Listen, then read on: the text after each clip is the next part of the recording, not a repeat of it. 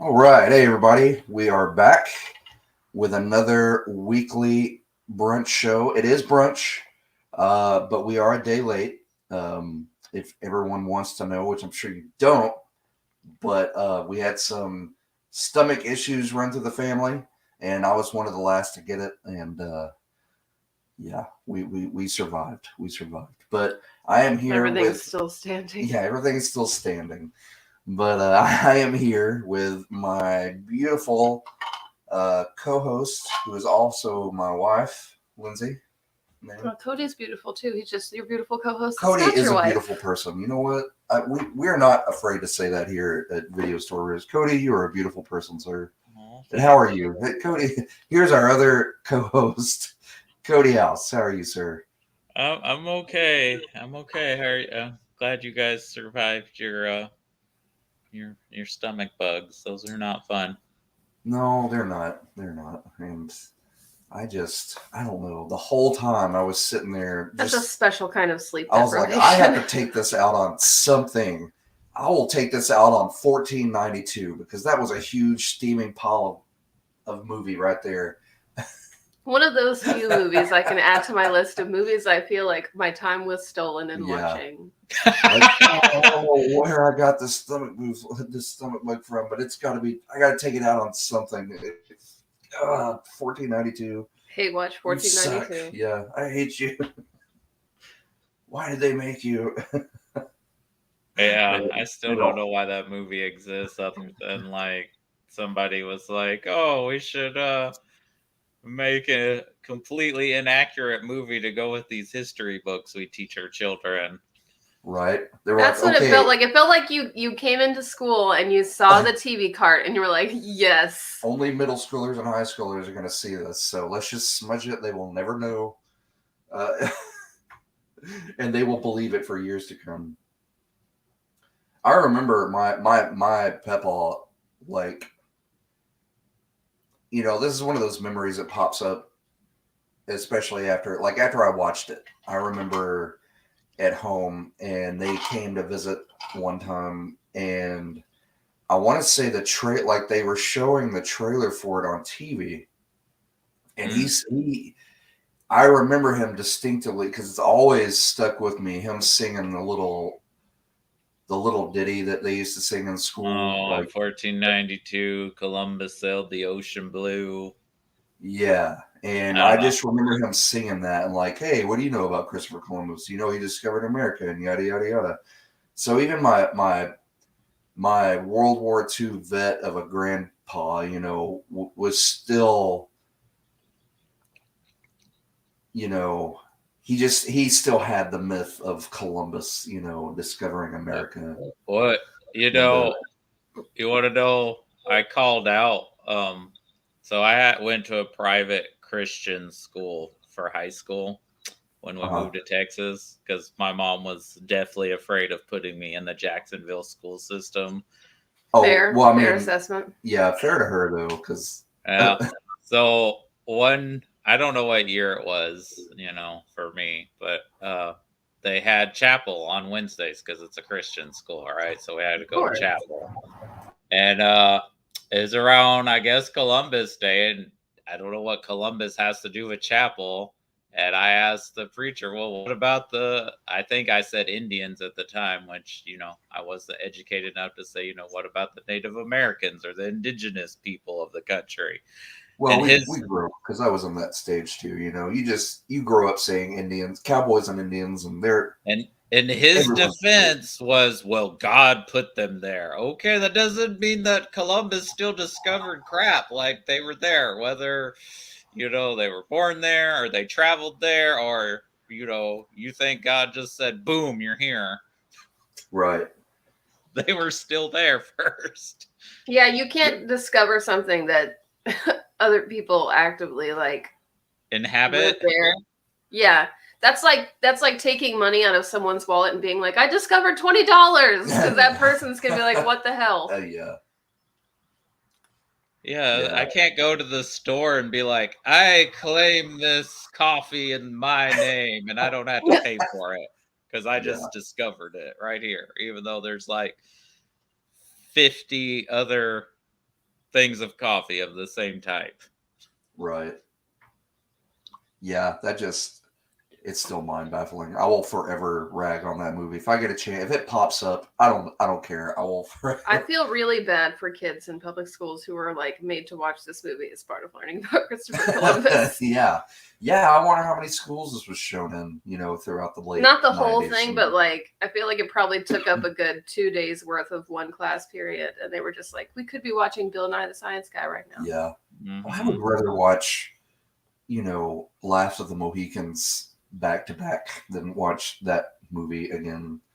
Well, I mean, Last of the Mohicans, even though I it's actually got like issues Last of the too, Mohicans. it's Yeah. entertaining. It's based Yeah. off a novel, so it's not based off actual events. Right. And the So, score is phenomenal. it's historical fiction. Right. And Yeah. It's you know, engaging. I like it. But anyway, sorry, I didn't cut you off. Go ahead. no, I was just gonna say I like that movie. But yeah, we're Yeah, here to yeah. talk about another widely divided trilogy in the Star Wars fandom. A lot of people call it the Disney trilogy or the sequel trilogy, but it's the continuation of the Star Wars saga. In 2012, I believe, George Lucas sold Lucasfilm to Walt Disney for $4 billion. And in that announcement, they said that they were going to make another trilogy and also standalone films. We were going to get a Star Wars movie every year. I'm kind of Doesn't glad that whole situation still feel like a shift towards the darker timeline, though? Like, remember when you thought it was never going to happen? Lucas was never going to sell Star Wars. You know what? Maybe that is what shifted society. I don't mean by itself. I just mean it was going one of downhill. those things that happened that you were like, I can't believe this is happening. And that we've just been saying that every year. What if we went Well, back in I time mean, and we they prevented bought the sale Marvel of in Disney? 2009, 2010. Yeah. Yeah. What if we went back and we prevented Lucas from selling it You and can't do someone it, else George. won the 2016 election and we're like almost into like reliable energy by now in like some alternate timeline and things aren't as bad as So they you're were. saying if Disney had not bought the Star Wars franchise, Maybe that's the altering point right there. Maybe that's when things started to take a turn and shifted us into this hellscape paradox that we're in now. Like I don't know. It is a thought. It's a theory, guys. Just think about it. I'm not saying it's true. There are lots of other so I'm points. gonna spin something else for you. Would these movies exist had he not bought these, sold these to Disney? Would he have decided to make more Star Wars movies? I believe not. I think I don't think they would have happened. I think he was done. He was a little butthurt by the reaction from the prequels. right. He was doing his TV shows, which turns out that's where the franchise was going. I think he already knew that's where it needed to go. I saw the concepts for the TV show that they had already filmed, by the way. Okay, going back to when we actually took a trip to, this is back in 2010, 2011. It was 2010 and 11. Didn't you have 10, two trips? yeah, we went 2 years. So the second trip, we're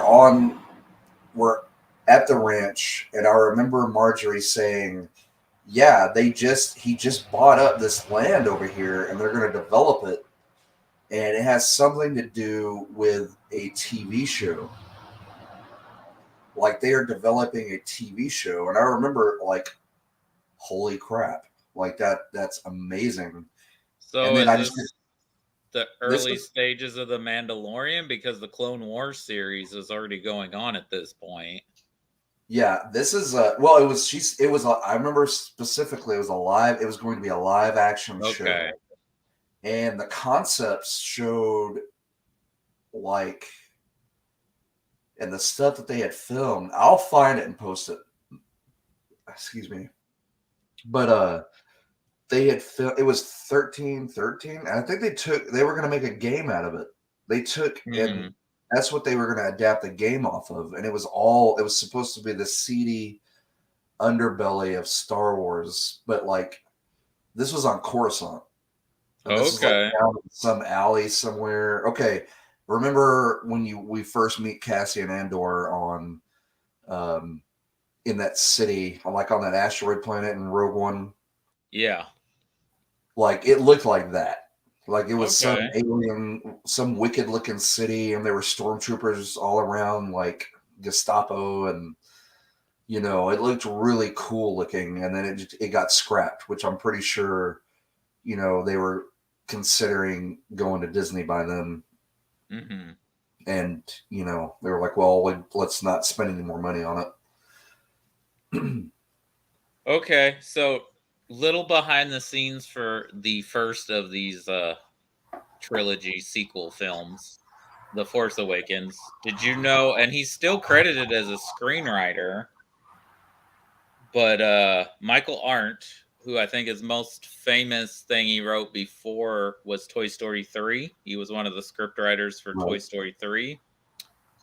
I would like to know what his initial script was like, because whatever it was, they decided to bring in Lawrence Kasdan and J.J. Abrams to change it up a little bit.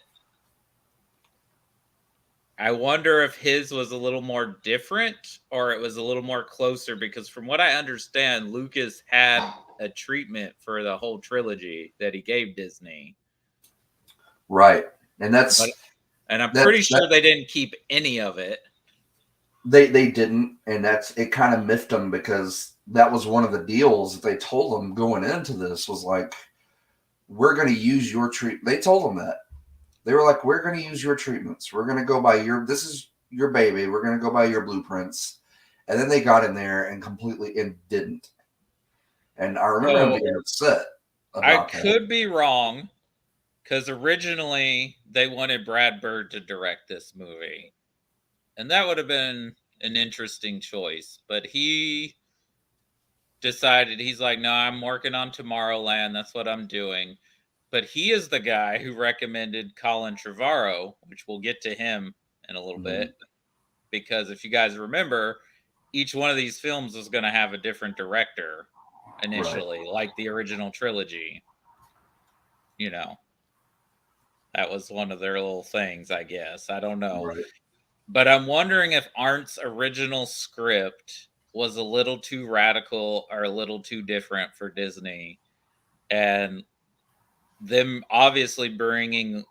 So they select J.J. Abrams to direct the movie, who's a huge Star Wars fan.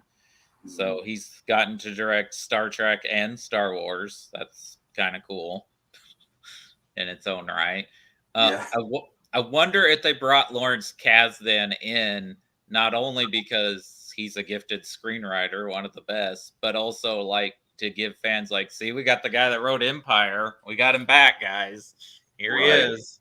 Because, people were, rightfully so, people were scared about this. I mean, you had excitement, but people were like, holy crap. Well, and before we get to what we like about this movie, because I actually do think it's a pretty good movie, though I do have a radical hot take opinion. Yeah, it's fun. And I think Abrams' first Trek movie is actually a better movie than this one.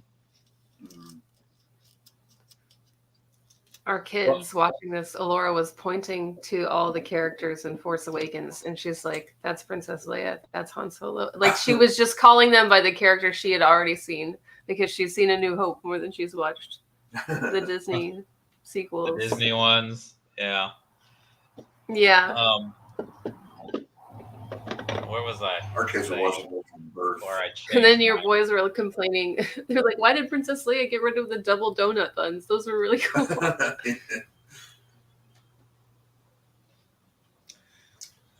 Yeah, it was fun to watch it with them, to see them react to it. Like,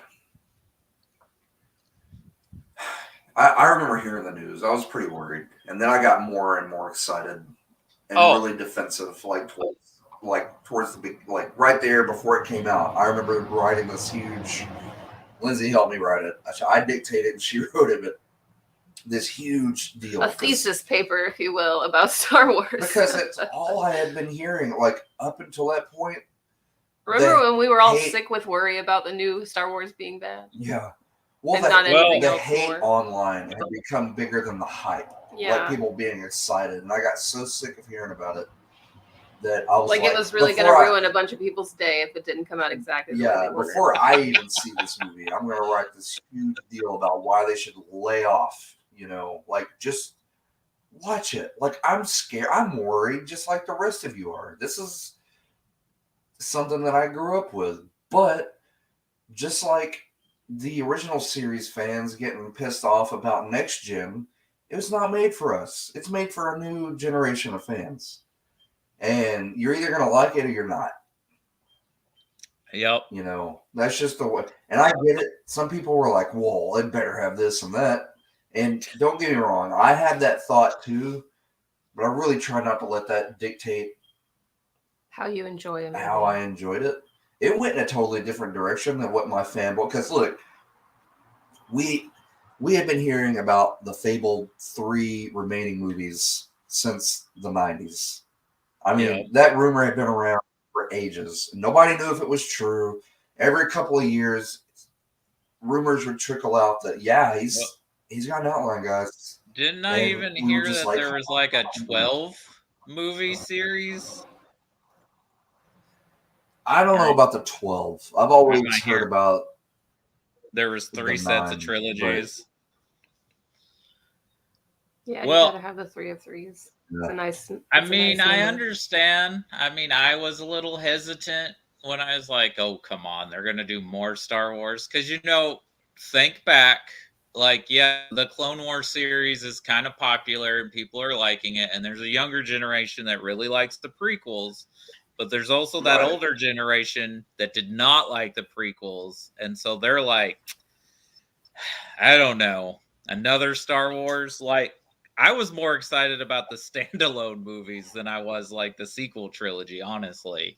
At this but that's point. Back when they were like, they're going to be their own thing. Like, they're not going to be legacy characters. And then all of a sudden, well, here's a solo movie. Yeah. But what I do like about this movie, because I think it's actually pretty good.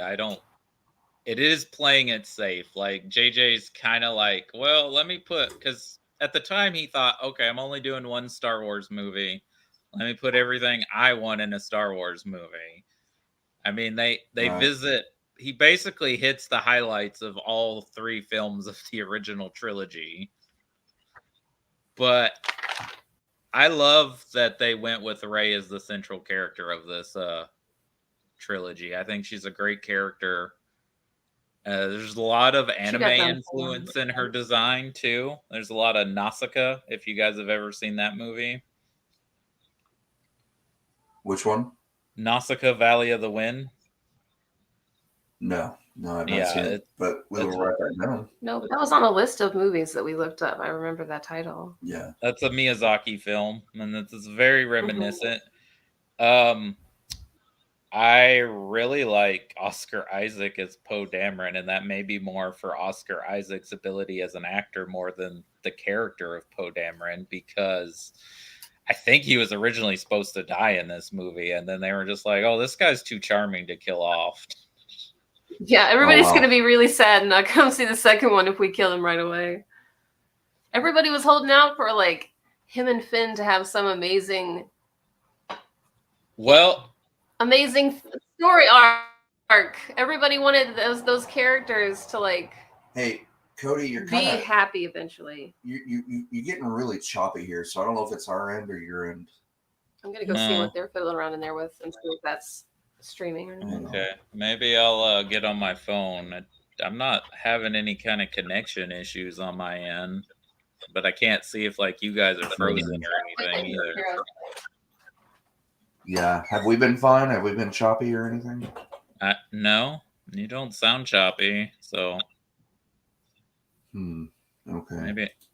maybe I'll transition to the phone. Let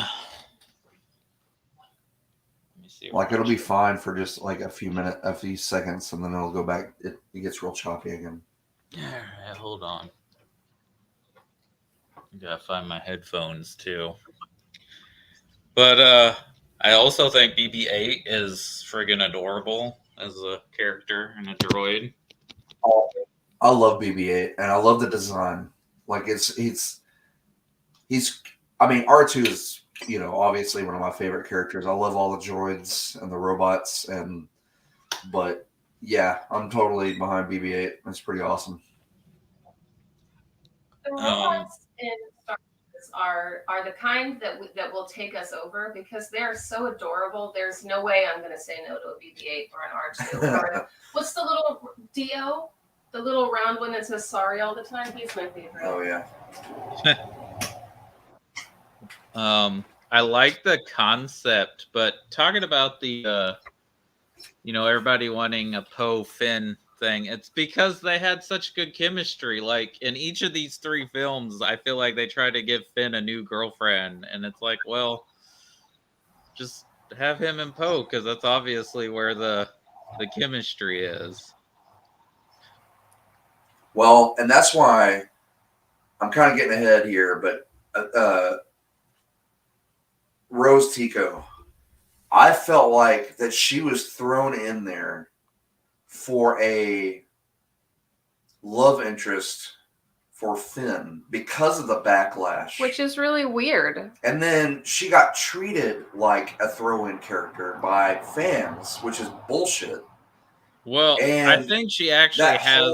She got done dirty on both sides. Her story was bad, and the treatment of her was unforgivable. They jumbled up the chance to give them that, and it ended up being really awkward and out of place, and I don't know. I think because they tried to appease whiny fanboys, they threw in her character, which no fault to her. She was wonderful. Cody dropped. But anyway, no fault to her. She was wonderful in the role, but I think because she got thrown in there to appease fanboys, whiny, bratty fanboys, that still just... Hey, there we go. Yeah, I was transitioning from phone to from computer to phone, so. Gotcha. And that is much better, Cody, much better. Mm-hmm. But anyway, I was saying that I felt like that she got thrown in there just as a throw-in character to appease the whiny fanboys that had something against a Poe-Finn relationship. And it came out all jumbled and awkward. And no fault to her at all. She did such a great job. But people automatically turned around and started comparing her to the Jar Jar of the Disney universe. Mm-hmm. And that's not fair. That's not fair at all. Like, that part still pisses me off. And I know we're jumping ahead. I forgot what we were talking about. I had to mention that. But well, I think I understand how people feel about her and the character, but I think she actually has a character arc, and I think she's actually there to help Finn understand like the importance of like standing up for what's right and living to fight another day. Like I think there's an actual arc with her in The Last Jedi. And I did see that more after rewatching it. I understand that she does feel like a pointed love interest, but it is kind of dumb that like when they get to the last movie, they're like, well, people didn't like her, so we're just going to have her just kind of be in the background now. And she shows up like, she's a resistance fighter now, but like, where the hell has she been? I want to see her kick some ass. I want to see her rise to the ranks and become a great leader. It's almost like she could have been a General Leia figure. Yeah. A great leader amongst troops and distance. I got a question for you. So obviously, Rey, I guess, is the Luke of this trilogy, right? She's the Luke Skywalker. Right. And Poe is the Han Solo character. Right. Kylo Ren is the Darth Vader, which I think Adam Driver did an amazing job. And I think it's an interesting concept to have a villain be torn about being good instead of a person being torn to be evil. Like, he's conflicted about like his good nature in him. Right. And I think they did a better job, and it's probably more his performance as an actor than maybe the scripts. But I think it was a better job of what they were trying to do with Anakin in the prequels. Yeah. I agree with you on that. Also, I feel like Kylo Ren is a representation of the internet fandom as well. Like, he's the angry fanboy. Yeah, I had heard that theory, and that always made me laugh. Like, he's basically the troll of, of Star Wars, and that is great. That's hilarious. Well, he's obsessed with his grandpa, right? Like, so he has temper tantrums. Yeah. Like, people on the whatever base it's called, like, are avoiding him because his temper tantrums, Right. But hang on, we're breaking up here just a little bit, Cody. Let me step out for just 1 second, and I'll be right back. Sure. I'm gonna try to boost the fix the bandwidth.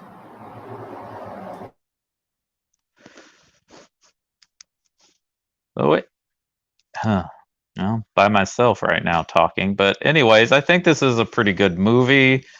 I think they did work really hard to try and appease fans who did not like the prequels, because if you notice, they shot the movie on film to make it look more like the original trilogy and the world those films were built in. I know they used a lot of actual practical effects and puppetry. I believe Simon Pegg plays the trader scrapper guy on Jakku, the planet Rey's from. You also got Daniel Craig playing a stormtrooper who gets, manipulated to let her go with her using the Force. I think you get a really good performance from Harrison Ford, who's not phoning it in. And he is famously not a huge fan of this franchise or being in these movies. Hey, you're back. Yeah, Harrison Ford. Yes, sorry about that. We live in the country, folks, and sometimes the streaming is okay and sometimes it's not. So I'm trying to get my children to not stream something on the other end of the house to kind of boost my strength here. Mm-hmm. All right.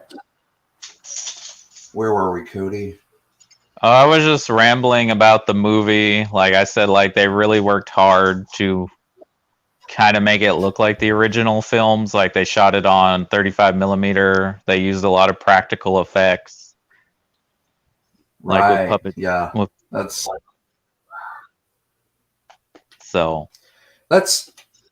I got into an argument with someone one time that was like, well, the prequels, they got into, they dropped all the practical effects and went all digital, and I'm like, no, sir. They were still a significant amount of practical effects and makeup used on those films, and if they hadn't have worked with that technology, then you wouldn't have a lot of the movies that you have today using that technology.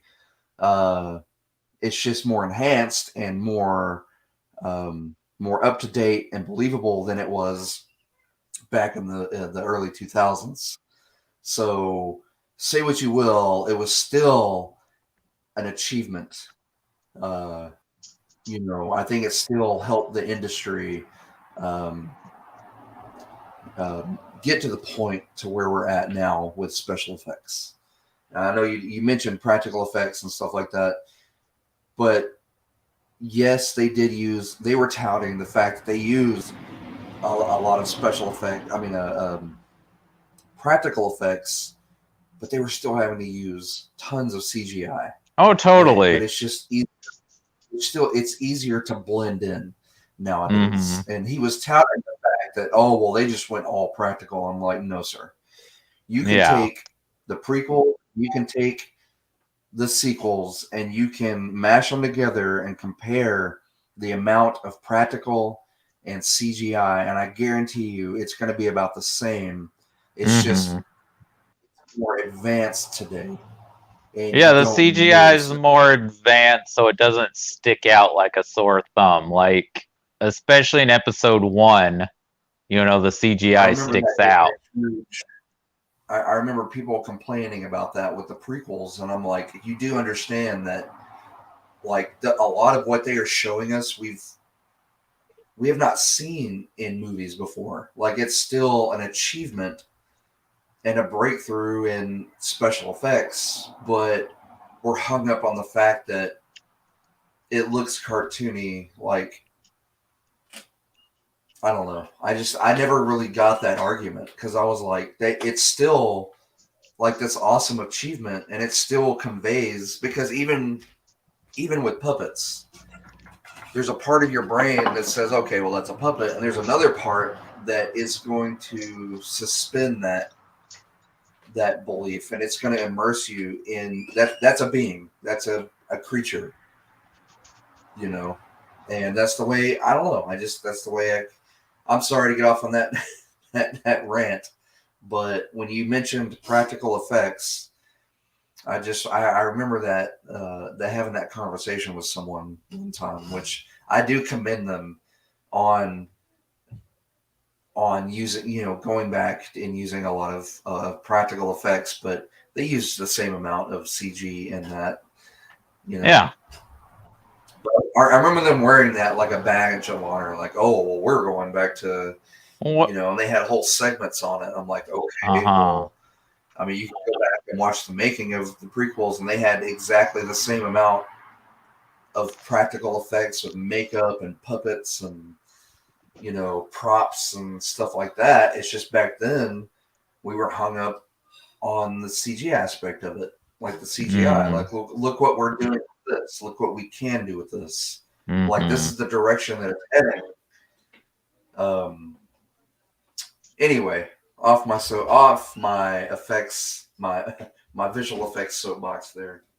Well, it was all in the graces of them trying to be like, see, we're trying to make a good movie. It's connected to the other movies. Yeah, but they really, and I understand they had to, because it was fractured. Of course, they didn't realize they were going to fracture, and no matter what you do, you can't please everyone. And when we get to the end of this series, that's going to be exactly what happens. You can't please everyone.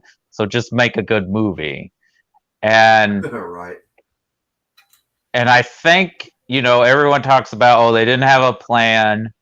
Each director undermined the other director. I think the plan was that each of these films was going to be one of the characters' movies. So this one is Han Solo's movie, right? Like, with him dying, which I think is part of the reason they got Harrison Ford to come back and do this movie, was like, we're going to kill you off, Han. Yeah. Harrison. Well, he wanted to die in the second movie, and then in the third one, he was like, okay, come on, kill me off, guys. Kill me off. But I do really like that there's like this father-daughter kind of thing going on with him and Rey in the movie. Like, he sees something in her. He knows exactly Finn's full of crap. He has a grateful son, I'll tell you that. Yeah, how petty is Kylo Ren to be like, he's not going to be the dad you think he is. And it's like, you know what? You don't want him as your dad. So how about you let somebody else adopt Han Solo? Right. He sees right through Finn's BS, which I like the concept of his character, like a stormtrooper turned, like because we didn't even know stormtroopers had Yeah, personality, you know. I did like that. I did like that aspect of it. I'm gonna be one of those people. Like, it didn't ruin it. It was not a game changer for me, but I'm there's still a part of me, a little part of me. Like, I understand why they did it, but there's still a little part of me that's upset that they killed Han Solo, because you don't want to What see your What if that was childhood a heroes personal die. request I get on it. Harrison Ford's part, though? I get it. I I understand think that it. was the get go from the beginning because I think this was Han's movie. The next one's Luke's movie. And of course, the last one was supposed to be Leia's movie, but you know, Carrie Fisher unexpectedly passed. So that that already had the movie kind of in, you know, a hard thing to follow Right. because, and I think that was the initial plan with these 3 films. Right. I think this movie does a great job of bringing Star Wars back to live action. Even though there were a lot of people that were nervous, this was a very Yeah. anticipated movie. It made it was a spectacle. It felt like a big budget space opera. It conveyed the point that they wanted it to. yeah, they did their job. And I will say this, and I think most people will agree. And I mean, no disrespect to J.J. Abrams, because he's certainly a better person at making movies than I would ever be. I think he's a lot like Lucas. He's more of like someone who comes up with the idea, but maybe not the person that should be like directing it. Right. Because he's most famous before he started making movies, he was a TV show showrunner and executive producer. And many people did not like how Lost ended, and many people say J.J. Abrams is very, very good at setting things up, but not very good at ending things. Let me tell you, excuse me, I was a Lost fanatic, dude. I got into that show and I watched it till the end, and I'm still confused.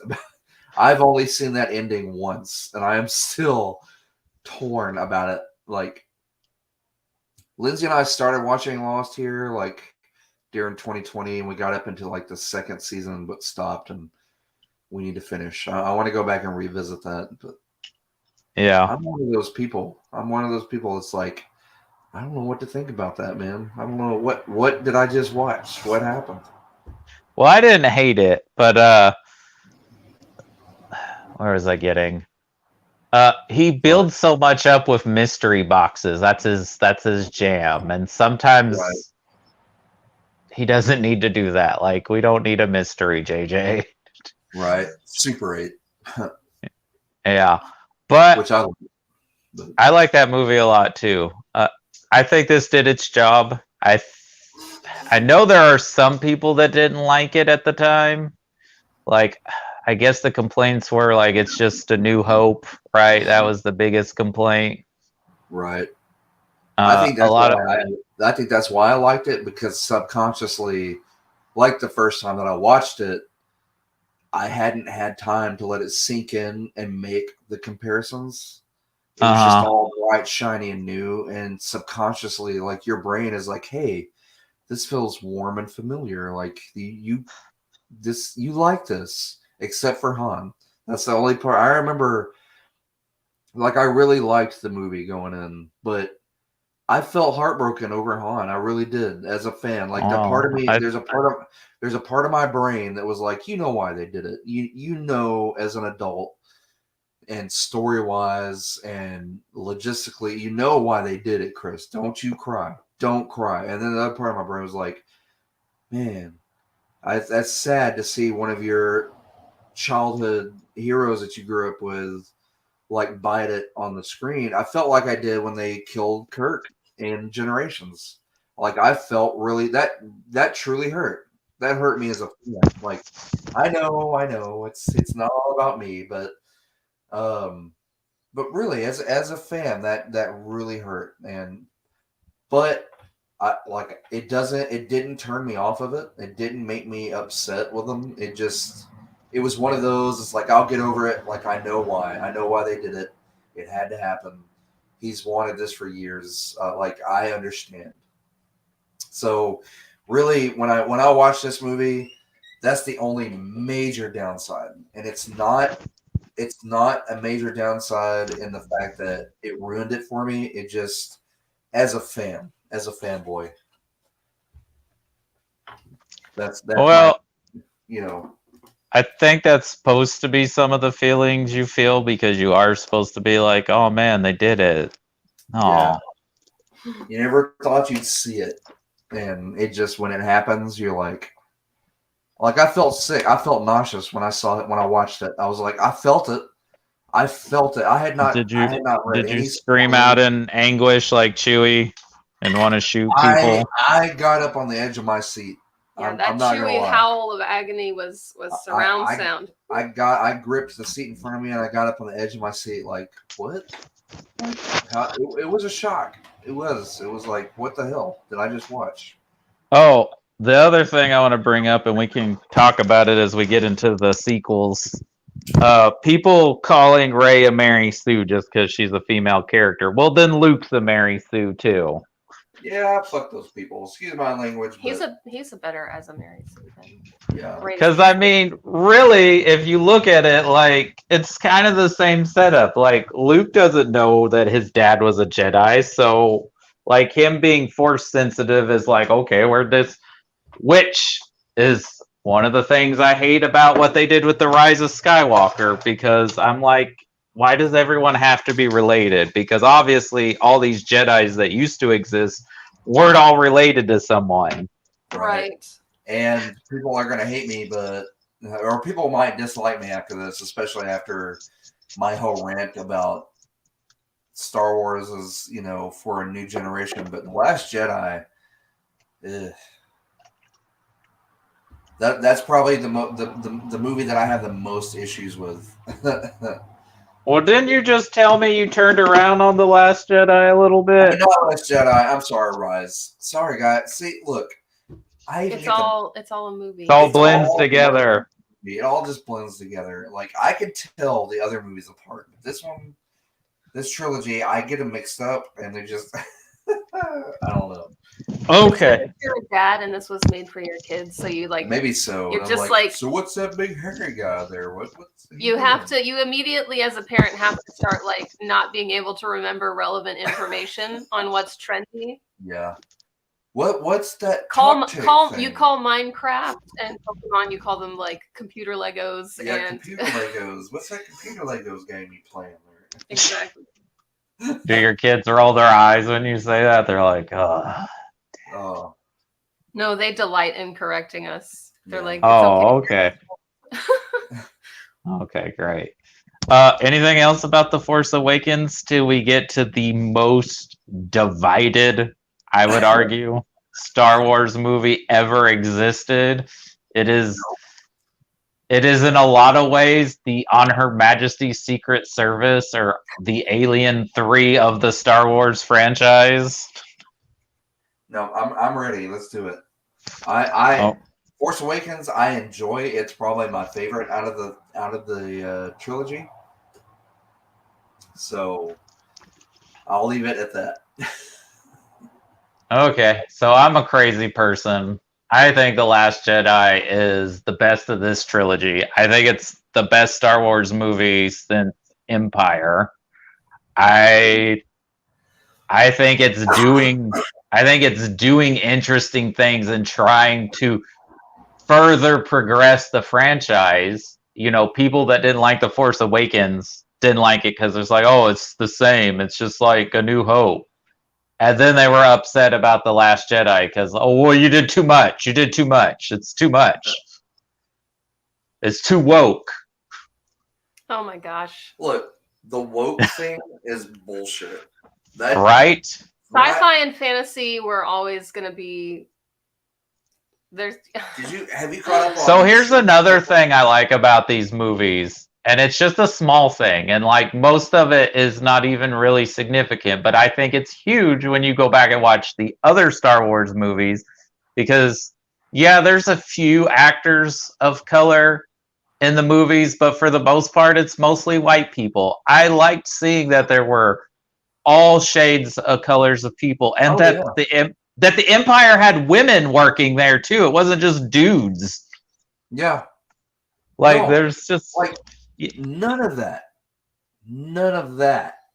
The whole what people behind the pine curtain deem as woke is none of my issues.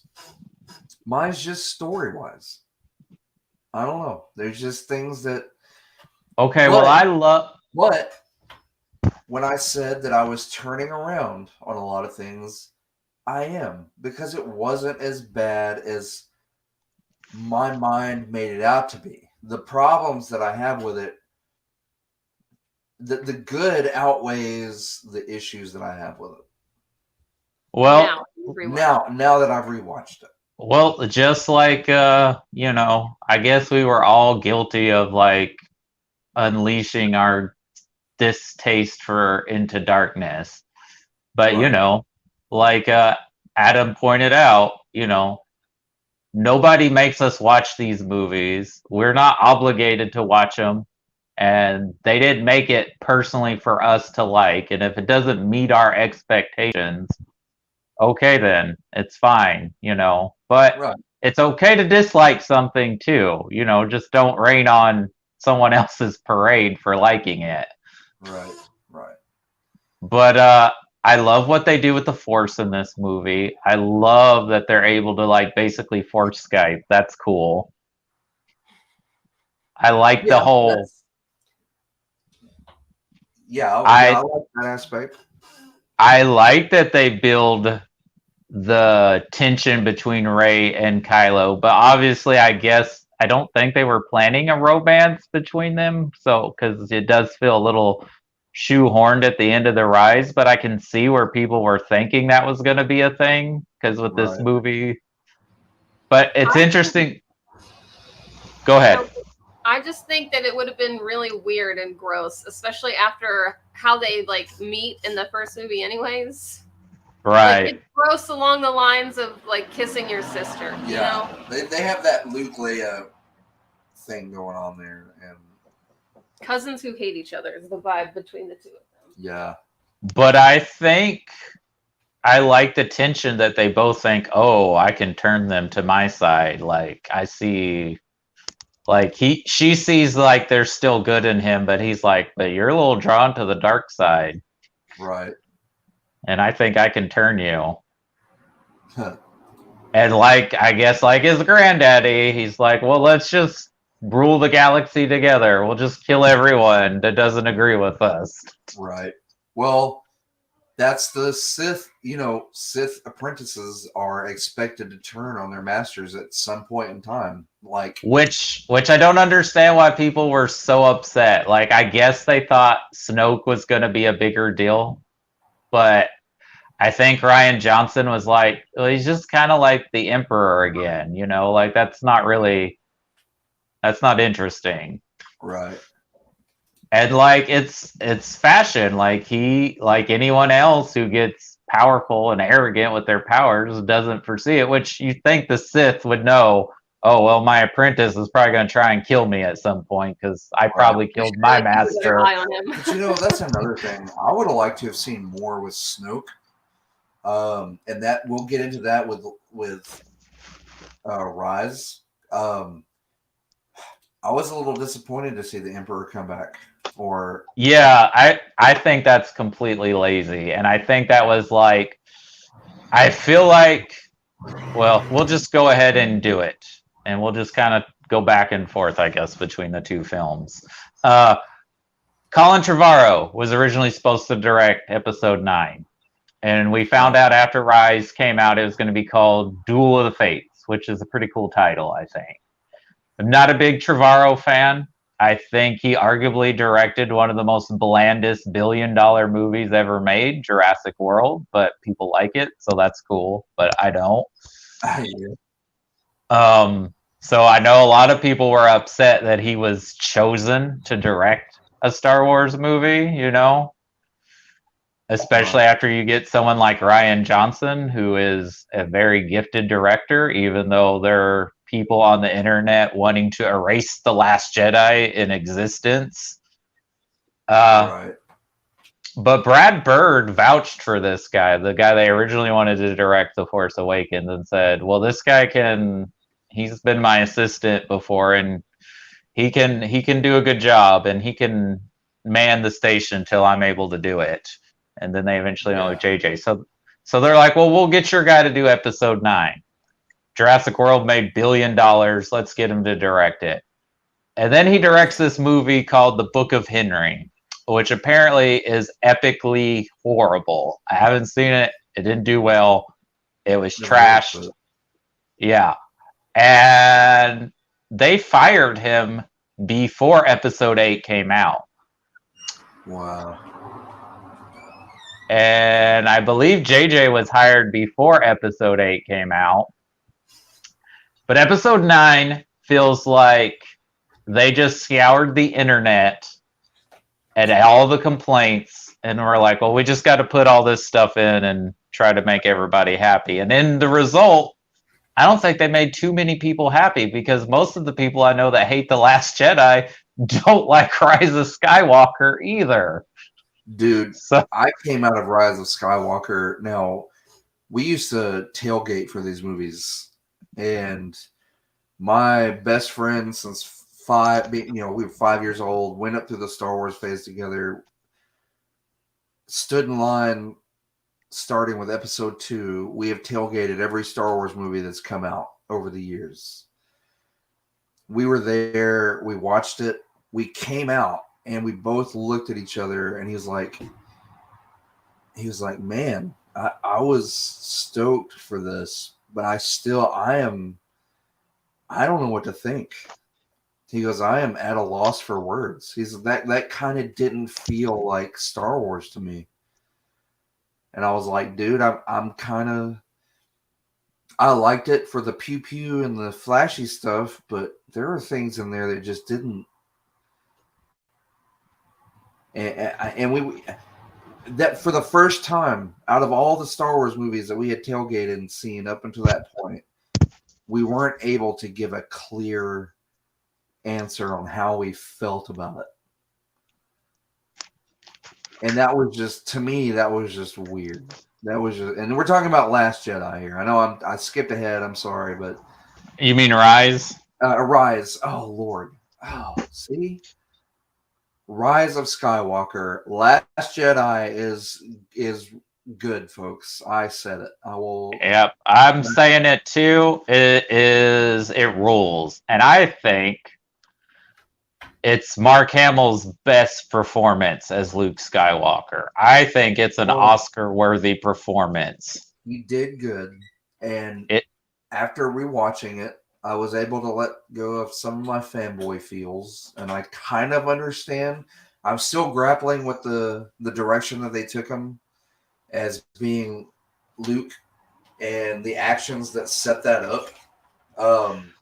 I still have some things to say on it, but I'm going to choose my words carefully. That's going to be another discussion. But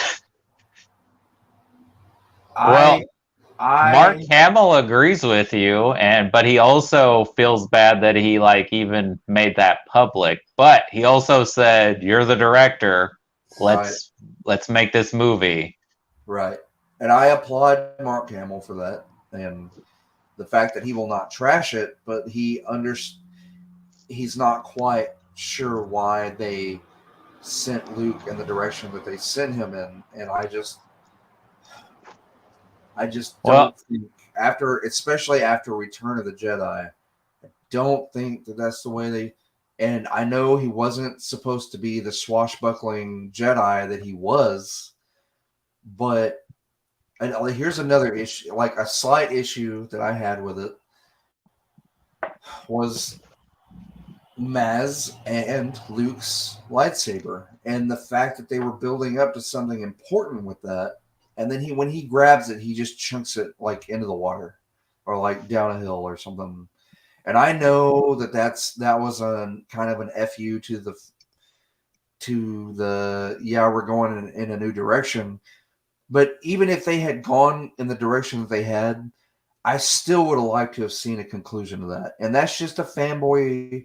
That's just something that I struggle with in my mind. Maybe people could give two shits about it, but I would have liked to have seen something built upon that, because they built it up so much with Maz.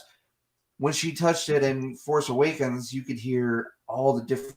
You could hear Obi-Wan, you could hear Qui-Gon, you could hear Yoda, you could hear Luke's voice. I mean, you hear so many voices of all these powerful Jedi. So you want to see that play out. You want to see. Well, doesn't it? Connection. I mean, she gets the lightsaber back. We hear that in Rise of Skywalker. Luke has this whole arc that comes to an end. I mean, let's just put it in terms here. And I understand this is the same issue people have with other sequels that are divided when things don't go the way they thought they were going to go. Well, no, they could have kept the story, Cody. That's what I'm saying. They could have gone with Luke going the direction he went.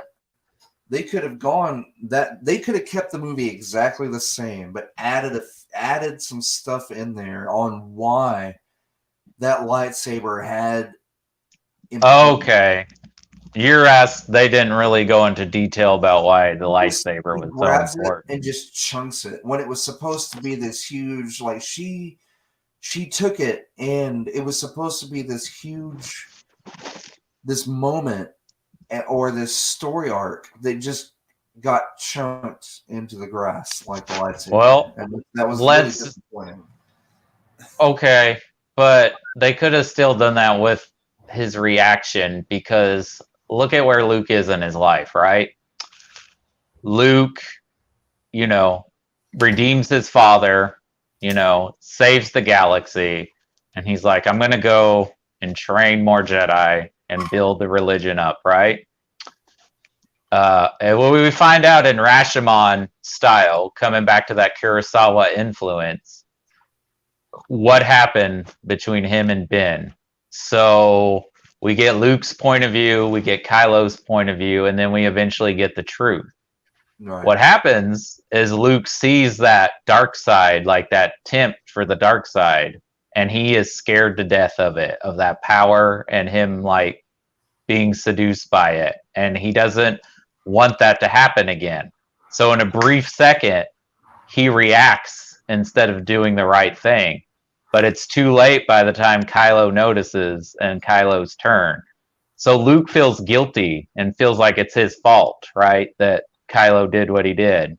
And I guess in a way it kind of is. Not exactly. But would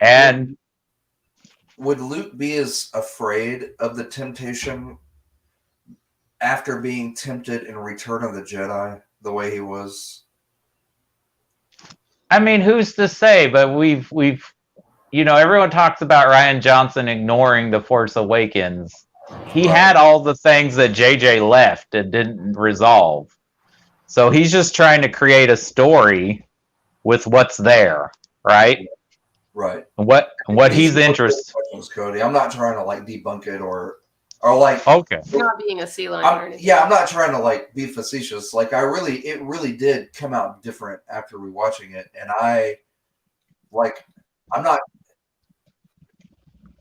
want to bash the movie, but these are like legit questions, and again, these questions don't matter. Like the story is there; it is what it is, and these are just like these are what I call fanboy questions that only matter to me and my headcanon and not really to anybody else. So I can see why you're saying, like, why would he be scared if he was tempted himself? But, when he agrees to train Rey and she almost goes to the dark, he's like, I haven't seen this raw natural. I only saw it once before and I wasn't scared enough.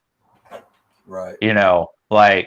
So I think part of it is it's more powerful than he is. So, like, okay, It's the same thing with Yoda and Mace Windu being hesitant of Anakin's power, right?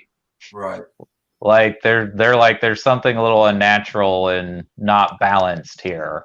And that's a good way of putting it. I never thought about it that way before, about them being hesitant about,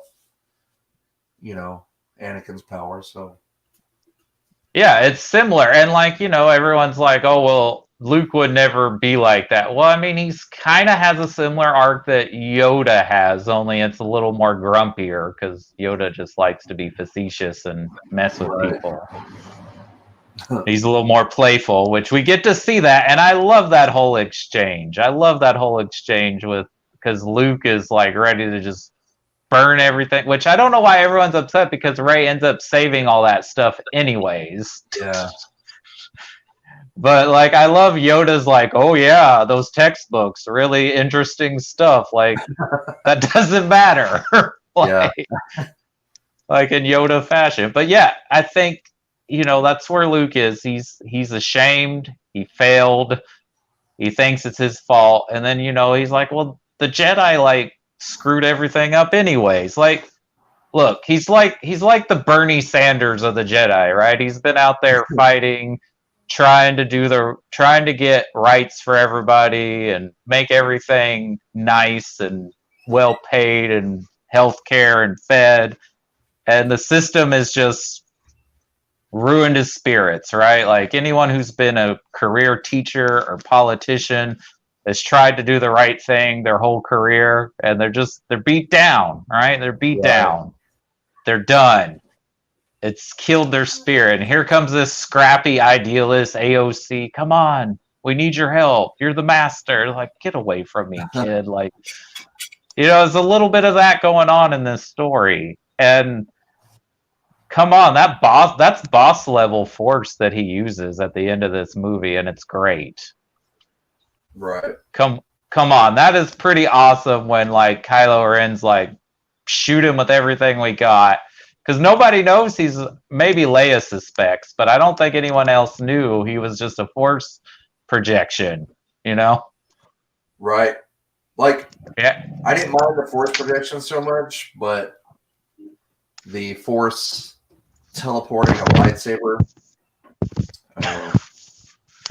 Is that where you draw the line with your magic spirit? It's made up, Chris. Like they can do whatever they want with it. And come on, that's pretty badass when he goes. I know it. It's just that I told you it's fanboy. But it doesn't ruin it. It's still fun. And isn't that death like just beautiful and poetic? It comes full circle. Like I know some people probably like, oh, he just used, but I mean, like, he hadn't used the Force in a while, and like, he's probably using the Force more than he ever used in his entire life. Right. There. But yeah, with the twin suns, yeah, and I love that they go to the planet where the Jedi started. That's really cool, and it's a gorgeous planet. Yeah, that was fun. I did enjoy all that. And even though they kill Snoke and some people were hoping there was more to him, that throne room sequence is amazing. Yeah, that was cool. I did like that. I did want to see more Snoke played out. I'd have rather have seen Snoke than the Emperor. I would have rather if, not killing Snoke would have kept the Emperor from not coming back. I would have rather seen that, but I guess with where they went, yeah. Why didn't they just let Kylo Ren be the main baddie? Right. I could have seen that. Like, and obviously I'm going to guess Rian Johnson is not a fan of the prequels based on this movie. Like, I think he's a little more of the original trilogy guy. Because, he points out Rey's not from anybody, which I like that story arc for her. I like that, she was just in tune with the Force. She was gifted, like so many other Jedis they found. Not connected. As opposed to being like a part of the Skywalker line of drama queen Force users. I mean, because we already have that character. We have Kylo Ren, who's connected to the Skywalker family. Right. He wants to be his grandpa so hard. Even creating a helmet, which is another thing I don't like about Rise of Skywalker, is like, why give him his helmet back? Is that just because fans like the helmet and think it's cool? Right. Because he destroys it. And I think there's an interesting dynamic here, too. Vader needed his helmet to live. He was just like, oh, I'm going to be a badass goth space dude. But once he destroys it, they shouldn't have put it back on him in Rise, even though it was kind of cool to see the Knights of Ren, like, you know. Who also just kind of got built up and then just was lackluster. Uh-huh. But, yeah, I don't know why he couldn't have just been the main bad guy with where they went, because, like, yeah, I guess they had a plan for Snoke that didn't pan out. I don't know what it would have been. Maybe explaining where he came from or how he became the Sith Master. Right. Obviously, is he a clone of the Emperor, or was he I don't know. Something else. Yeah, or was he just another one of those apprentices that he had on the side? Who was that again? Sith can never be faithful. Snoke. Apprentice on the side. See, I don't know. I'm sure they explain it in some of like the canon, but I have not. Like this time around, I didn't really get into the canon much. I didn't get into the side stuff. Right. And I love the ending of this movie. I love that it ends with the kid back on Canto Bight, like having the Force, and like, right. Which is another thing that like I kind of yelled at, because like in Rise of Skywalker, they're like, we were there and nobody showed up. I'm like, that's not how it happened. Like, there were people that showed up. Like, it was all about, you know, surviving and rising to be the rebellion, you know? And I was like, I don't know, I guess people wanted a more battle, even though there's so many space battles in this movie. I don't know. Sorry, but that Exegol, where there's like a thousands of stars, you know, that seemed a little overkill to me. I'm sorry. Even Yeah. I pretend it's make believe it's Star Wars, but man, did that seem like overkill. And they all had a planet killer built into it. Yeah. But I mean, I feel like, and maybe I'm wrong, but I feel like everyone has an arc, at least in Last Jedi, and then like they kind of just like, well, nah. Yeah. Like Because there's you a talk mysterious Goonies dagger that's gonna we'll throw that in there. And because in The Last Jedi you talked about they turned Poe into a hothead, but I think like there was a lesson there, is like you can't just shoot first and ask questions later. Like, I like that Leia and Laura Dern are like, I'm not in the mood for your bad boy toxic behavior. Like, that's not going to save us. That might impress your friends, but I'm your boss, and I need you to do something. well, I didn't feel like he had that behavior in the first movie. That's why it seemed kind of odd in the second one. Well, he didn't really have much in the first movie, because he was I think they were supposed to kill him, and then they were like, I don't know, this guy's really popping on screen, so let's keep him alive. And so if he is the Han Solo of this trilogy, then of course he's a bit of a hothead and like, I'm going to do what I think is right, even if I break all the rules. And what he learns in this movie is that sometimes surviving is more important than winning.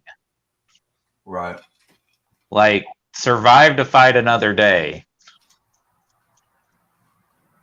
And like Finn's story, everyone's like, oh, it's the same arc he had in Force Awakens, which not exactly, because he's not fleeing because he's a coward. He's fleeing because he wants to go find Rey, which the feeling's not mutual there, Finn. I don't think. I think you're friend zoned. And so with the whole Rose stuff, she's telling him like, look how messed up the galaxy is. Look like how terrible it is. But like we can be an inspiration and Right.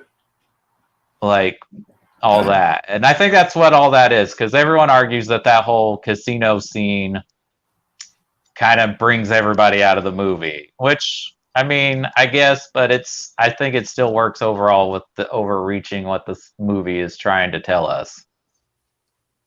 Right. And even though the Benicio character probably didn't need to be in the movie, I think he serves a purpose too of like showing how corrupt even the resistance is. And like he's just a chaotic character, right? He's not good, he's not bad. He just goes where the money is. Yeah, he's in it for him. And they did need someone to, break the code. And even though they don't give Maz really anything in this movie, at least she has like a little cool scene where you're like, oh, what's she doing? Because in Rise of Skywalker, she's just standing around giving advice. Yeah. And why are you going to cast such a talented actor if you're not going to give her anything to do? Right. I don't know. I think this movie rules. I don't know why people passionately hate this movie so hard. Like, I'm like, even if you don't like it, you can't say it's horrible just because it didn't do what you wanted it to do. Like, it's well made. Well, yeah, it's got Disney money behind it. It's not going to be a poorly made movie. Yeah, I'm just saying, not even like production value. I'm just like performances, like the look, like everything in this movie is what people were wanting. And this is the only Disney Star Wars movie that wasn't tampered with in production. Like there were no production issues at all. So Disney was behind this movie until the internet decided it was terrible. Right. Which gets us to Rise of Skywalker. And they bring JJ back. And like I said, I watched it. I didn't dislike it as much this time as I did the first time I watched it, which I was shocked because I would think after immediately watching The Last Jedi, I would dislike it more. But up on this. But I think it just feels like a movie made by a committee. Like I feel like they just went on the internet and were like, all right, what's everybody want in this? And what's everyone upset about? What do we need to fix? And like I don't feel like anything happens. And I'm not saying they should have killed Chewie and 3PO off, but you set it up like they're gonna die and then psych, we're kidding, they're not dead. You know, we're not gonna kill them. Because we saw how badly that went with Han Solo. we're just joking. But if you went with the story aspect of Rey, like, not being able to control her power and killing Chewie by accident, I think that would have had a good emotional arc there for her. Right. Also, they introduced so many new characters in this movie. I'm like, this is the third one, guys. Like, yeah, it seemed really cobbled together and just fan service here, fan service there. Well, we even get Chewie getting his medal, right? Because, everyone complained Chewie never got his medal. He finally gets a medal. Oh, yeah. And then you got Lando coming back. You get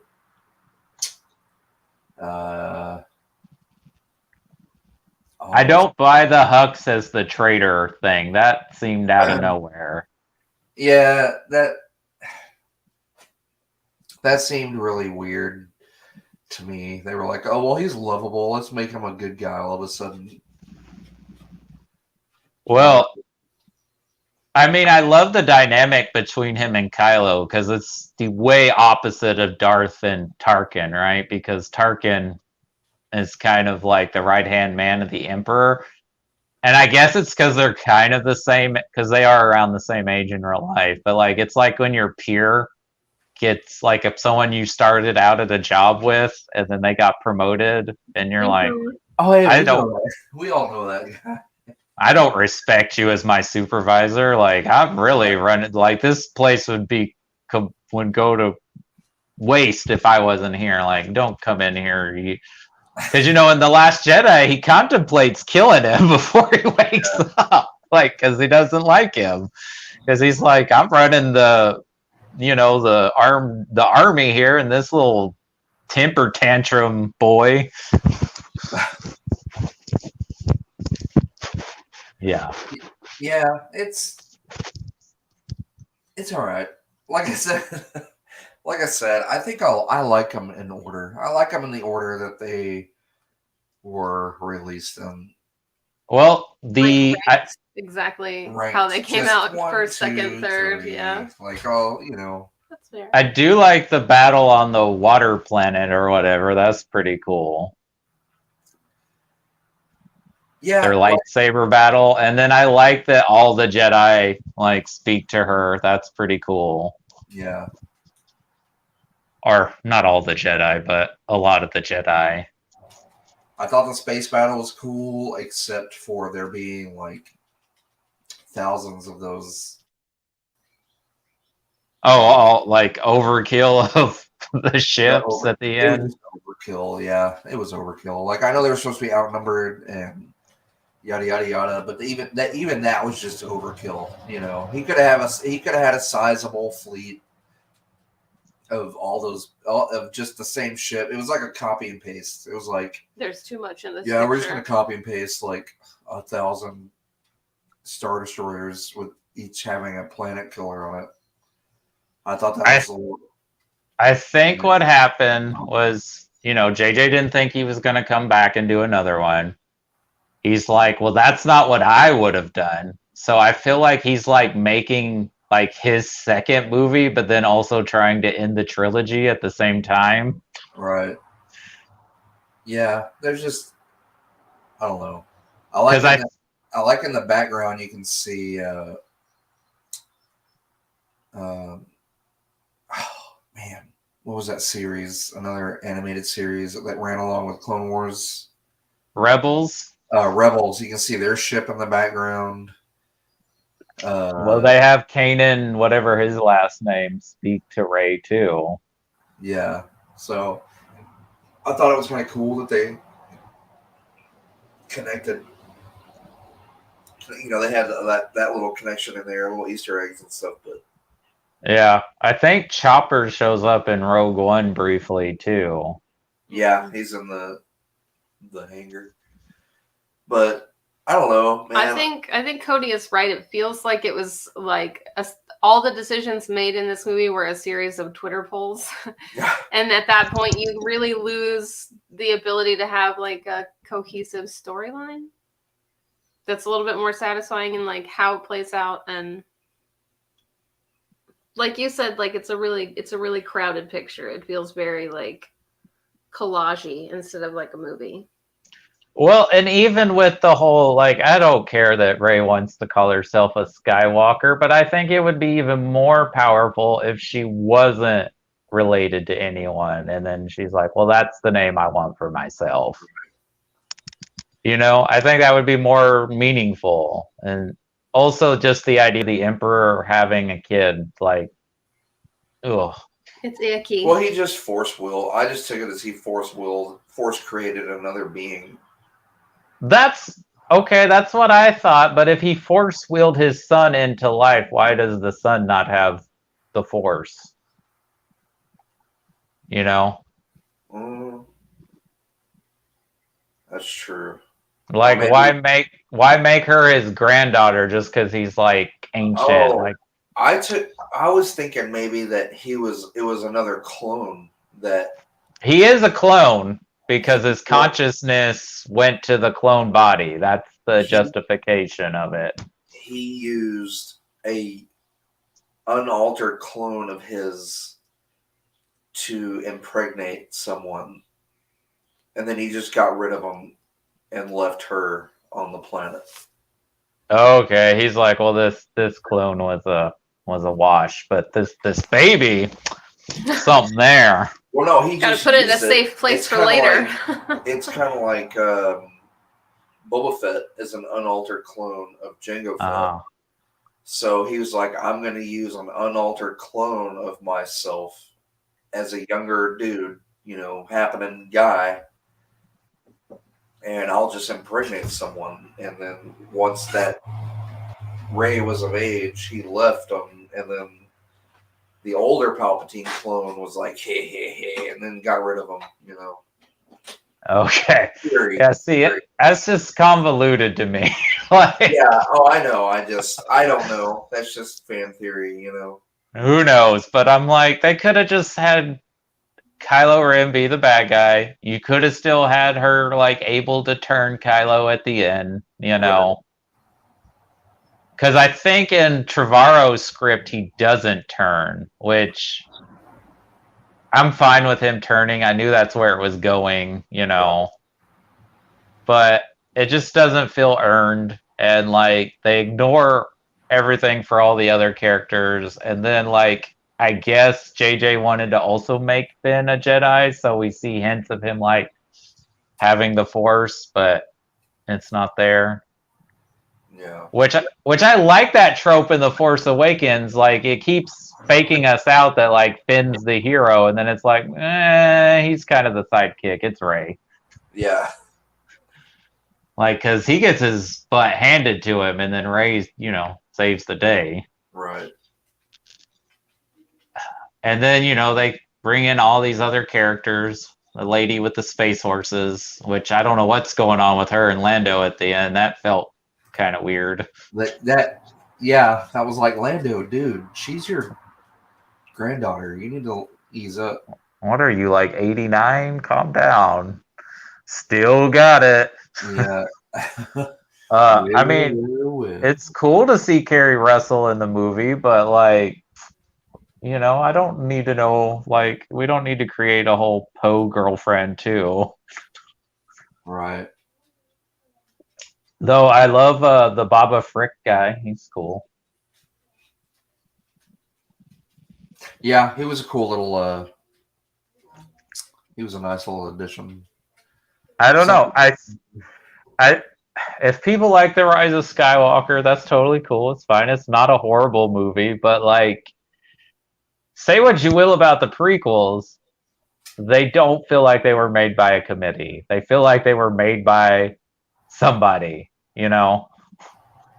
Right. For better or worse. And I do think he did listen to some of the fan complaints, but it's not as obvious as in this one. And maybe hiring an auteur director sometimes backfires for fans, but I'm going to argue, wouldn't you rather see someone's take on something than just a movie that feels like a product? That's my defense for The Last Jedi. It at least feels like a brighter director made that movie. It doesn't feel like a product. And that's what Rise of Skywalker feels like to me, as a product. I feel like I'm watching a commercial. Yeah, it did feel like it felt like a toy ad. Yeah. It felt like a giant, like, hey, everything you see in here is going to be on your Walmart shelves. So, and for all you angry fanboys who didn't like The Rise of Skywalker, it's kind of your fault. I'm going to tell you, it's kind of your fault. Because you were so adamant about hating The Last Jedi that you wanted it erased into existence, that Disney was trying to please you instead of, they should have just ignored you, made the movie they wanted to make. And for better or worse, it would either you liked it or didn't like it. But like, completely ignoring a movie because a small majority hated it doesn't make a better movie by trying to appease them. Right. Yeah, I mean, I felt, people, I'm not going to hate on the 2016 Ghostbusters movie. It is what it is. It wasn't the greatest, but I felt that's what happened in that movie. It got hated totally. so much that they felt like they had to make a statement, which they did, and it didn't turn out the way that it should have. I think it had more potential. I think it's fun the way it is. I am a believer in the Ghostbusters multiverse, which has been set up and mentioned before. We won't get into that, but I think it's a fun movie for what it is. But for all the fanboys that were butthurt, I think that's what happened. Is you complained about it so much that you got the product that you got.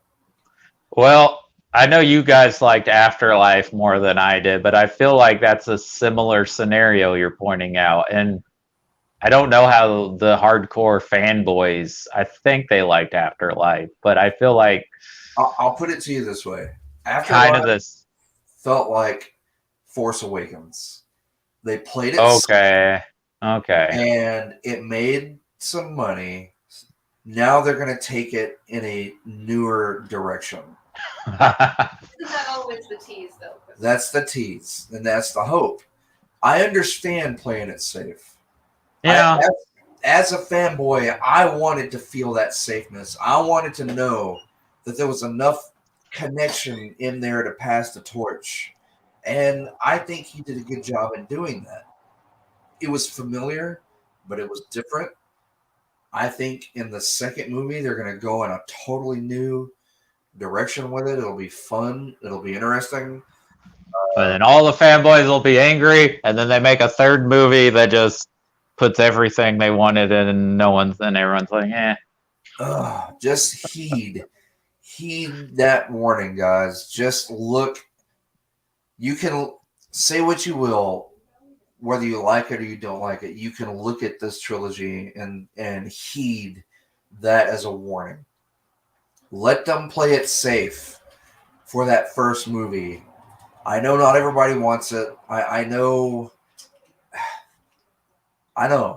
You want to see something new, but you also want to make sure that they're going to transition over into something new and take care of it.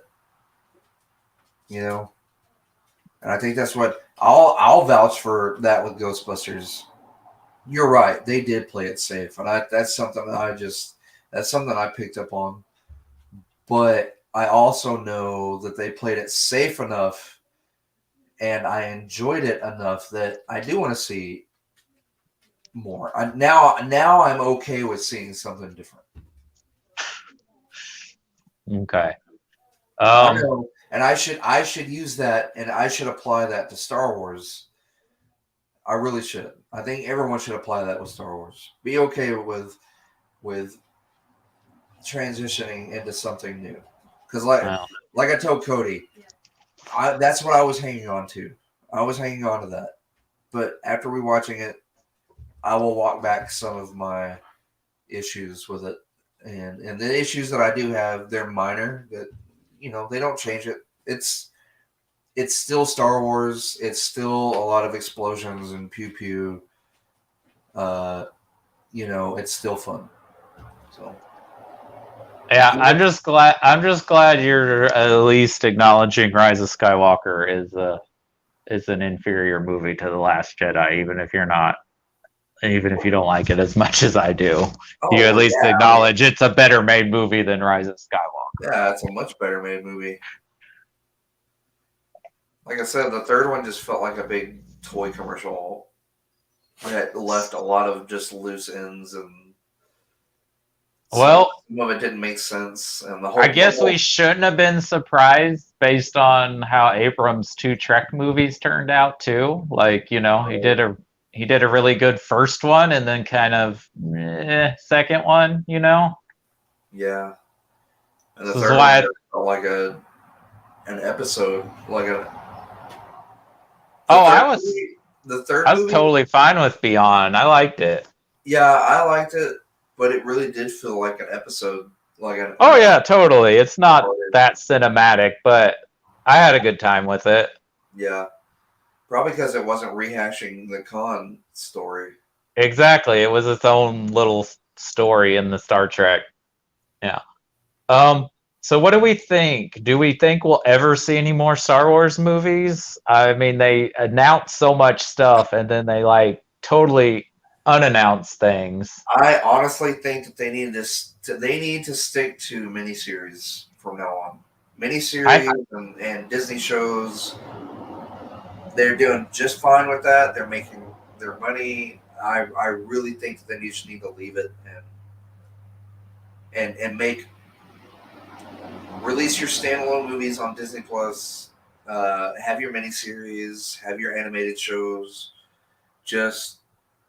I think it's time to drop the movies. The same with Star Trek. And I love Star Trek, but until you can give us a really good Christopher Pike movie or something like that, then just hold off. Strange New Worlds is absolutely killing it. Picard was good. Discovery's decent. It's been good. So just go to TV, guys. Just let's see some original stuff. Let's see some original movies, like Everything Everywhere All at Once or something like that. Oh my God! Yes, we just watched that, and holy crap, that was totally not what I was expecting, but it was good. That was a damn good movie. I'm glad that's making its money back and people are watching it. It's the highest grossing A24 movie. It surpassed Uncut Gems, so good for them. Means there's a glimmer of hope. And I don't want to upset the Marvel fanboys, but it is the far superior multiverse movie you'll see this year. Man, that was so good. That just was wild. And I'll say it, guys. Don't make any more Indiana Jones movies. Pass it to Short Round. Let that dude come in and take the mantle of Indy as Short Round and let him go on adventures. Because holy crap, I would watch it. I would. Yeah. Him doing his martial arts with Indy's whip and maybe his bag and holy crap. I could see that. Yeah, he could work that fanny pack. Just imagine him working that whip and bag. Yeah. Satchel. Yeah, that satchel. I would love awesome stuff.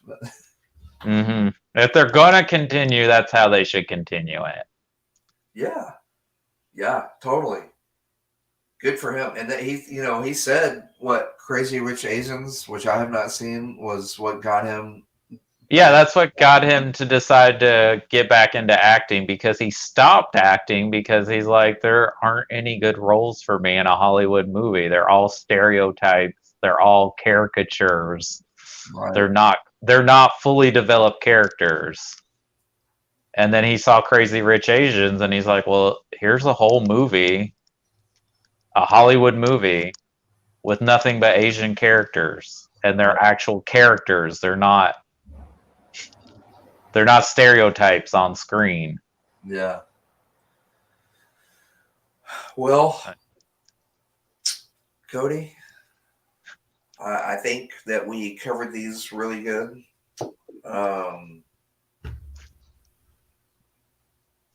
I will say that I like them in the order that they were released in. I walk back some of my a lot of my statements on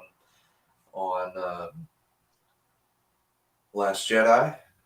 It is not a bad movie as I had previously thought.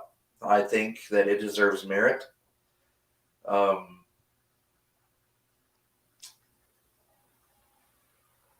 Yeah, that's my consensus. Like they're fun for what they are. I think it got a whole new generation of kids into Star Wars, and good for them. They sold a lot of toys and merchandise. They still selling a lot of toys. They still selling it. That's what they set out to do. They introduced new characters, some for the good, some for the worse. I mean, I think they're decent for what they are. I think they're fun popcorn pew pew movies. I think if you're old school fans like me and Cody, you can definitely pick these movies apart. But when you do so, just remember that again, somebody else loves these movies. We're allowed to have our opinions, so are they. But try not to bash it for them. Try not to ruin it for those people. Yeah, and you don't like them, that's fine. I think the one thing we didn't bring up, which we kind of touched upon, was like what they did with Leia. But I mean, I understand they kind of didn't have much of a choice because, Carrie Fisher died, so they couldn't really do what they wanted to do with her character for the third movie. But I don't know why they wanted to wait till the third movie. You could have gave her so much more to do in those first two movies, which she did have some good stuff, but Right. like you shouldn't have waited till the third did feel movie. a little cookie cutted in there. I don't know. They did good with what they had. It wasn't their fault. I'm not going to blame them for No, that because they couldn't do what they wanted to do, and you had to bring it home somewhere. So, right. but it's just sad because she deserved better. But do you think they should have used what they had, or just kind of retconned it and was like, okay, she died off screen, or something happened? I mean, because I guess what did they CGI like some uncut footage and dialogue, or was stuff already filmed? I don't think they had started filming. Some of it filmed. So they had bits and pieces filmed, not all of it. So if a part of me understands why they did it, and I guess if they got permission from the family, and then another part of me was like, maybe it'd have been better if they had just mentioned or had a speech like where she died, or rejoined the Force or something. I don't know, like. Well, because they don't really give her anything to do, right? And I guess they have her die because she used all her force to talk to Ben. I guess like I think so. Reach out to Ben. Yeah. And the whole training sequence with Rey was dumb. They didn't need that just to appease the fanboys. Like, oh, we don't even see her train, even though there's a whole movie of her training. Right. Oh man. Well, but yeah, that's it's a Disney product, that's for sure. And I know that my three kids absolutely love them, and that's I hope they keep that magic, whatever it was that struck them. Now, don't get me wrong. They grew up watching. They're still young, but we've watched the OG trilogy and the prequels like multiple times before they even saw the Disney movies. But they're not at that age where they're cynical. They're cynical. Thank you. Yeah. So hopefully they keep that magic for a lot longer, because I sometimes I wish I had it. Sometimes I wish I was not as cynical about the movies that I grew up loving. But hey, what are you gonna do? It doesn't detract from it. I still love them. But well, I don't think it's a disaster. I don't think it was a bad idea. I think there's some poor executed things in these movies, but I think you're right. They serve their purpose. They revitalized the franchise. They brought in new fans. And fanboys, you're going to keep seeing for years to come written ops and things about how good The Last Jedi actually is. So sorry, there are people out there that love that movie, and I think it's just going to keep growing, and it's going to be like all those other movies, sequels that people initially didn't like, and then when there's someone's like, well, actually it's pretty good. Right. And that's going to happen. Because now people like the prequels. It's going to happen with these movies too. There are going to be people who are kids right now. When they get older, they're going to be like, I don't know. I think the sequels are pretty cool. Yeah, Yeah, that's I think that's what saved me from maybe disliking the prequels. Was I was 15, 16 when those movies are coming out, and I was still young enough to not be as cynical about them.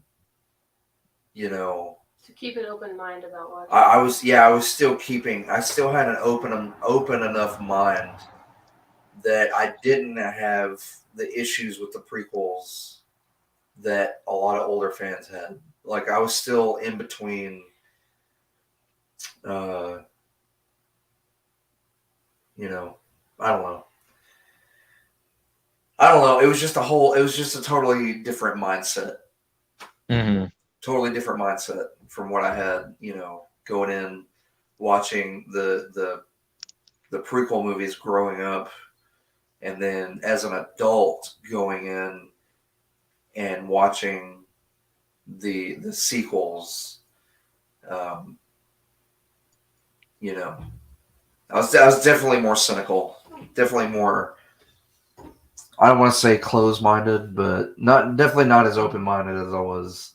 Well, maybe a little defense for yourself is movies have changed too in a little bit of way. I don't want to sound like old man yelling at cloud.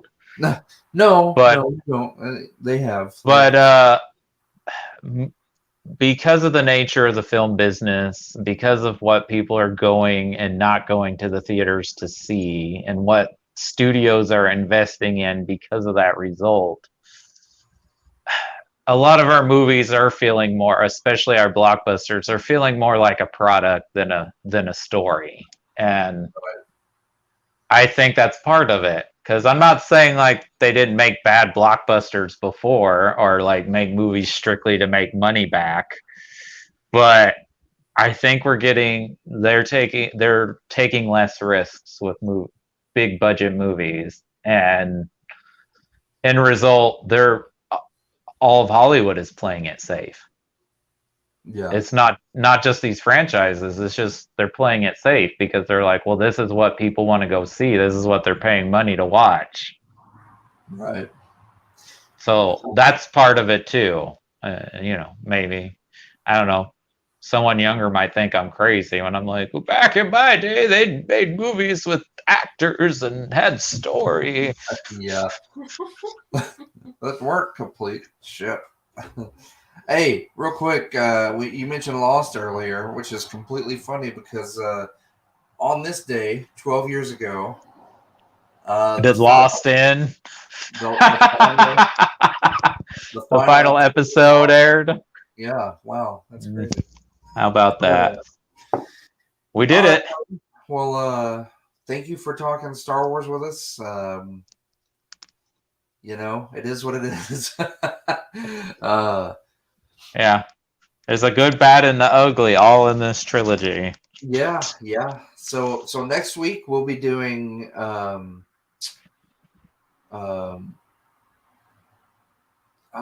was it? We doing Seventh Samurai, Cody? I think you said we should do the Hidden Fortress, which is gonna not take as long to watch, even though the Seventh Samurai is an amazing movie. So feel free to watch other Kurosawa films this week as we talk about Hidden Fortress for Asian Pacific Islander Month, and because he was such a huge influence on Star Wars and still is to this day. Like, it's in The Last Jedi. There's a whole Rashomon storyline with the stuff that happens between Luke and Ben. There's color references. It's very much in The Mandalorian. It's still in Star Wars. Like, it's carried on even without George Lucas's involvement. Well, yeah, that sounds good, and I think we got to go ahead and mention the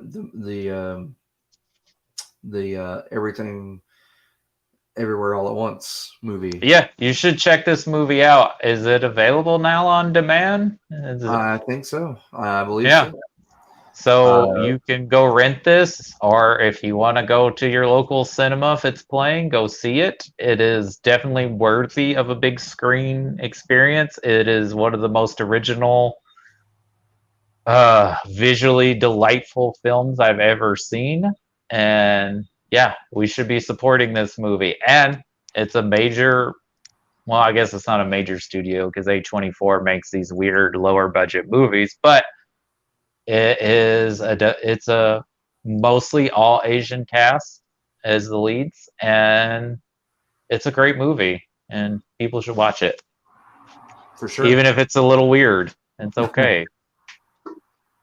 Okay, and let's see. Anything else coming up next weekend? All right, so we won't come back to Coen Brothers till the middle of June with Oh Brother Where Art Thou, but we're going to be doing Gladiator this week for Ridley Scott. And so Gladiator and Hidden Fortress, so historical fiction this week. Cool. Both of those on Sunday or?